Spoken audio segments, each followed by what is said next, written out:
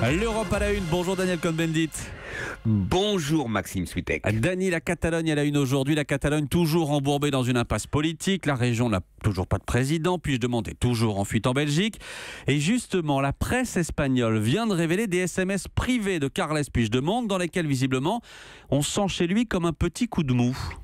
Oui, et la scène est assez quand même surréaliste. Donc, Monsieur Puigdemont est en réunion à Louvain avec des représentants d'une réunion publique du parti NVA, donc les nationalistes flamands d'extrême droite, et pendant la discussion, il lit ses textos, ou il envoie ses textos, et une télévision espagnole, Telecinco, au-dessus de son épaule, filme son portable, et donc filme les textos. Donc, lui vole ses textos. Et là, il dit, c'est fini, de toute façon, l'indépendance, c'est plus possible, etc. Il a vraiment le coup de mou, et il dit que ça se terminera par la victoire de Madrid. Dany, qu'est-ce que vous dites, vous, que tout ça est en train de devenir une mascarade ?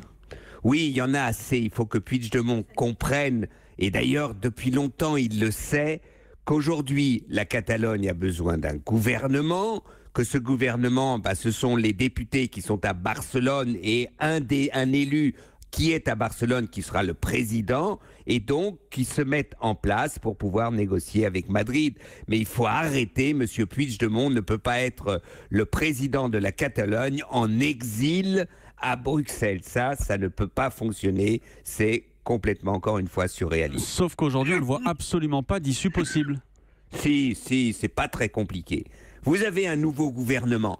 Il y aura une majorité puisque, disons, les Podemos et la maire de Barcelone sont prêts à soutenir un gouvernement qui ne prône pas l'indépendance, mais une négociation avec Madrid. Donc vous aurez un gouvernement qui négociera avec Madrid, qui négociera un nouveau statut de l'autonomie, et en même temps, vous voyez, en même temps, c'est moderne, eh bien Madrid devra faire preuve un peu d'intelligence, donc libérer les représentants catalans qui sont en prison, et commencera une période de négociation qui améliorera la situation en Catalogne et en Espagne. Ça ne peut pas durer comme ça, mais c'est pas très compliqué. Donc tous les représentants européens, les adeptes du en même temps, devraient faire pression en même temps sur Madrid et les Catalans. Merci Dany, l'Europe à la une, à demain. À demain Maxime.